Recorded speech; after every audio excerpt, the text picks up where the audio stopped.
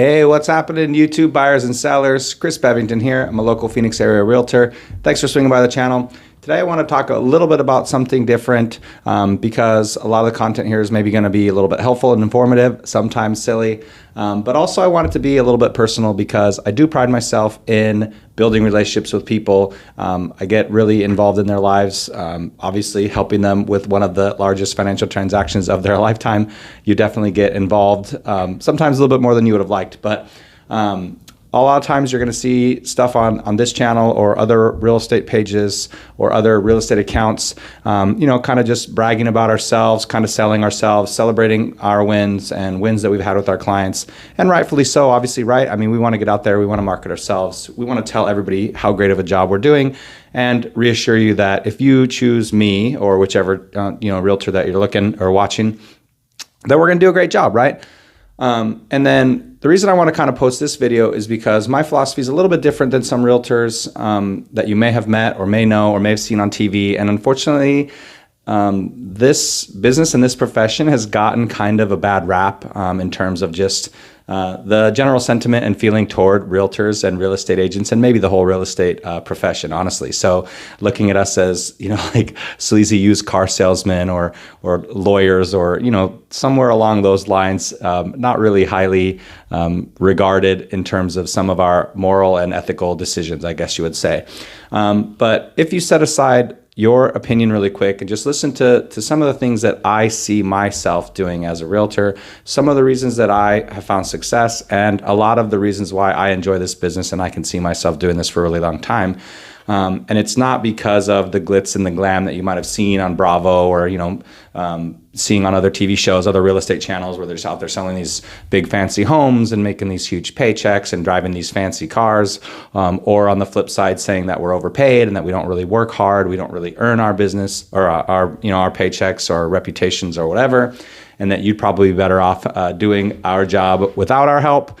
Let's talk about all that in a different video, but today, I really want to talk about a couple of really, really great success stories that I had in October to kind of just showcase and highlight, the things that I do and the things that we do as real estate agents that really do genuinely help people, especially in this market that's been kind of slow for the last couple of years.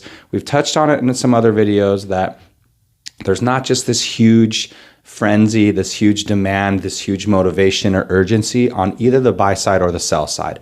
There's not a lot of people or not as much people who are out there just leveraging their equity, selling a home to buy a bigger home or looking for a fourth bedroom or office or pool or whatever, right? There's not enough people just choosing to engage the market. They are engaging the market because they have to, right? They need a bigger bedroom. They are moving, they're relocating. They did unfortunately have a death or divorce in the family and they need to sell a property or buy a home in a different area and relocate, right? So just this last month, I want to give you two examples of how I really helped people, not out there sleazy, cold calling, selling, or any disingenuous sales techniques to try and cash a paycheck or take advantage of somebody, but genuinely helping people. So the first one I had that's actually really near and dear to my heart is I was able to help a friend of mine's father sell his house in Sun City to move closer to them over on the East Coast in Arkansas, since his adult son has moved to Arkansas and his adult daughter has moved to Florida, and he was just living here in Sun City kind of alone. He didn't really have a lot of friends or family, and he's getting into his 80s, having some health issues, having some memory issues, and legitimately needed a realtor to help him. This wasn't a guy that could just slap a sign in his front yard and do a for sale by owner and then drive a U-Haul cross country, right? And the reason this really kind of struck me is I was friends with his son and daughter-in-law. We sold their house in Peoria and they trusted me enough to kind of help him. And they went in fully knowing that hey dude, this is going to be very difficult. He's kind of grouchy. He doesn't really want to move. They weren't forcing him to move, but it's one of those things where they're like, Dad, you need to be closer to friends and family. Please, you can't be out there in Arizona all alone with your age and health the way it is. So we tried to list his house in the spring and we made it 8 days. 8 days before he said, nah, I'm out. We had one showing and one open house. When I was at the open house, the showing was supposed to come after. The showing agent called me saying they were going to be late. I called my client, and that was it. He was like, this is ridiculous. You can't treat me like this. You said you'd be gone by this time. Now you're going to be 15 minutes late or whatever. And again, it was probably just the icing on that cake of him not wanting to move, not understanding the process, not liking the process. And then again, his old kind of stubbornness and some of his health and memory issues that were just all preventing him. And he was like, forget it. No problem. I said, let's pull the plug. I never want to force anybody to sell. And that was actually my first listing that I ever canceled. So it's kind of like, oh man, bummer. But his family understood. I totally understood. I was there to help, not to force anyone, right? That's the whole point of a video like this, talking about me, getting to know me a little bit more too, right? So then lo and behold, he calls like in July or August. It's been a few months, and he apologizes for a little friction. And I understand, obviously, right? Like all the things we've talked about. And he's like, I got to sell my house. I can't live out here, right? And so I talked to his son and daughter-in-law again, and they're like, hey, it's totally up to you. We can't promise he's going to be any better temperament-wise. In fact, he's probably going to be a little bit worse. And to be honest, he probably was a little bit worse, but he really needed help. He had to sell this house. And the one thing that his daughter-in-law actually said to me that really was like, I don't care how much shit I'm going to put up with from this guy. I am going to help him sell this house. Because she said, look, Chris, this can't fail this time. He had already tried to list the house in 2024 unsuccessfully. And then him and I, maybe even 2023, I don't remember. But then him and I obviously tried to list in the spring unsuccessfully. And this time it had to succeed because they were getting really worried about his health and his mental capacity, specifically having some memory issues and having some just day-to-day quality of life issues that he just wasn't able to handle. So at that point, I was really like, no matter what, no matter how mean he is, no matter how cranky he is, whatever, I am going to help him through this transaction.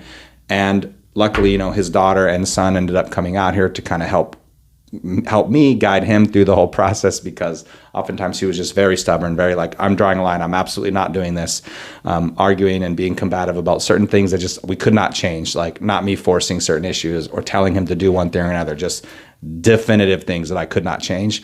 So that was very helpful. But when we got his house sold, he got a great offer. He found a great buyer. They got his house packed up. They found him a house to move into in Arkansas. Now he's moved over there closer to them. And I'm really happy to have been able to help that person, help them, not go out there and make a sale, not have Mr. Seller at 123 Main Street, but literally have a man and a family that I was able to help that, quite honestly, I'm not sure any other agents would have put up with the kind of shit that I was putting up with. Like, let's be frank, like, we can talk about it at the bar. If you want to hit me up, we could have some beers and I could kind of fill you in, talk about how the sausage is made. But short version is, needed help. I was able to help him. Very glad and proud to have helped him. And I know for a fact that they are beyond appreciative that I was able to help him move and get him out of Arizona. In that same month, came across another woman who needed help. She was selling her house in Surprise, and she'd kind of found herself in this weird for sale by owner situation where she didn't have any representation. She didn't really trust her old realtors that were kind of helping her. So I kind of guided her through that, but she's going through a divorce, or recently divorced, recently in a car crash. Husband has MS, 14-year-old daughter, literally stressed to the max, trying to get a job, re-enter the workforce after, 20 years of not working because being, a stay-at-home mom, raising the kids and everything, so not having a job. And it's just all of these things at once in her life. And the last thing that she needed was the stress of just trying to go out there and buy a house without any representation, while calling listing agents or going to open houses or whatever. So again, a genuine, legitimate need, someone who needed a lot of hand-holding, a lot of help, a lot of needed an ear to literally just vent her frustrations to and just get stuff out, just be frustrated and be annoyed, and at the same time be guided, right? So she was able to actually get her house sold. I helped her a little bit here and there, but for the most part, she was able to handle that.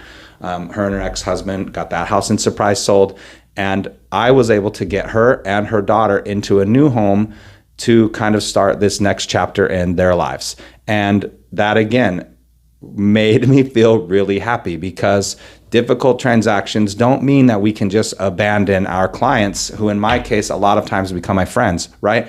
like, oh, you're being a pain in the ass or you're being rude or mean, I'm out. Like, it is a very stressful, very high anxiety situation buying or selling, let alone her situation buying and selling, or the previous client just selling a house, uprooting his whole entire life when he's 80 years old and not really wanting to. So what do we do? What do I do? Am I just going to turn my back on them and say, hey, screw you, like, you're grouchy, this sucks, this is the way it is, take it or leave it, and just abandon them? I just don't really have that in me, especially when I literally tell everybody, like, number one, I'm super hands-on. I get really involved in everybody's lives and their family situations and everything throughout the transaction, because it can be months that we're working with somebody, sometimes years. I've worked with buyers for years sometimes before I ended up buying a house with them. So in my opinion, it's just no possible way that I can't just grow to care about these people. And so at the end of the day, is it like a little humble brag here saying, like, look at me, look what I accomplished? A little bit for sure. But it's also to maybe just give you another bit of a different perspective on what real estate agents do. We don't just run around out there, open doors and cash paychecks, post pictures on social media with my Sold by Chris Bevington sign and have silly t-shirts and whatever. We're literally out there helping people that could not be doing this by themselves. So if you're thinking about buying or selling, you definitely want to interview a handful of agents. Definitely make sure that you're finding the right one that's vibing with you. But if you're out there thinking that you don't want to use an agent for one reason or another, or agents are overpaid, or agents are just whatever your opinion is, maybe take a step back and rethink it, because we really are out there helping people. And for sure, there's some transactions that are much easier, some transactions where it does really feel like you're like, holy shit, I just made a lot of money for doing, my job that's relatively easy in a sense, again, easier is a relative term, right? Because there's still dozens of people that we're guiding through a transaction and a bunch of different steps that we're taking, not just showing the homes, but beyond. We'll go into all that later when you call me about buying or selling, talk to you all about it. But the point is, we help people, and in this market especially, the people that are engaging are the people that need the help. And so I'm very appreciative of all my clients, and I'm very proud of all the work that I'm able to do for them. And it shows because I do get a lot of referral business, and even only being in this business for 5 years, I've had a ton of people send me to other people, friends and family. And the fact that they trust me with their friends and family after having helped them is something that I'm very proud of, and something that I do like to brag about, to be quite honest with you, and something that you'll experience when you hit me up. So if you like the content, want to find your way back, please hit that like and subscribe. It really does help support the channel, I guess. And I look forward to hearing from you when you're ready to buy or sell.